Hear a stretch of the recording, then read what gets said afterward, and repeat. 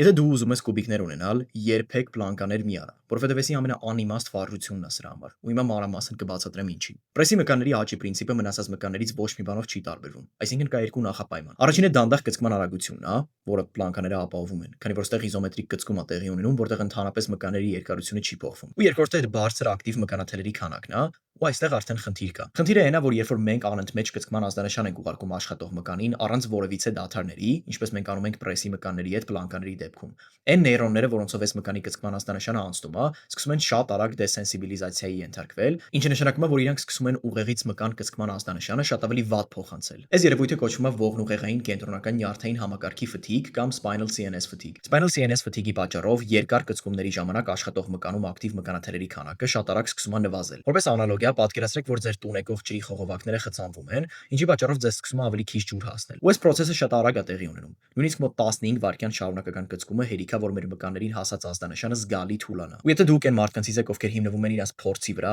այլ ոչ թե գիտական գրականության, հա ձեզ մի հատ էքսպերիմենտ, որպեսզի դուք ձեր փորձով համոզվեք, որ շատ երկար տևողությամբ իզոմետրիկ վարժությունները անիմաստ են մկանային աճի համար։ Ձեզ ըստ ձեռքի դինամոմետրներից է պետք գալու, որը չափում է թե ինչքան ուժգնությամբ եք դուք ձեր նախաբազուկի մկանները կծկում։ Ես ուզում եմ, որ դուք մաքսիմալ ուժով կծկեք ձեր նախաբազուկի մկանները ու սենց մի րոպե պահեք։ Տեսեք թե առաջին մի 5-10 վայրկյանից հետո ինչքան արագ է այս թիվը սկսում իջնել ու ինչքան է այն իջնում մինչև 1 րոպեին հասնելը։ Այս թվի իջնելը լինում է հենց ակտիվ մկանաթելերի քանակի նվազելու պատճառով, ինչն էլ պայմանավորված է ողնուղեղային կենտրոնական նյարդային համակարգի ֆթիգով հիմնականում։ Եթե ուզում եք ձեր պրեսի մկանները նորմալ աճեն, ուղղակի ստաբիլ քրանչերի վարիացիա արեք, բավականաչափ մեծ դիմադրությամբ ու ատգազին մոտ հասնելով։ Կրկին պրեսի մկանների աճի պրինցիպը լրիվ նույնն է, ինչ մնացած բոլոր մկաններինը։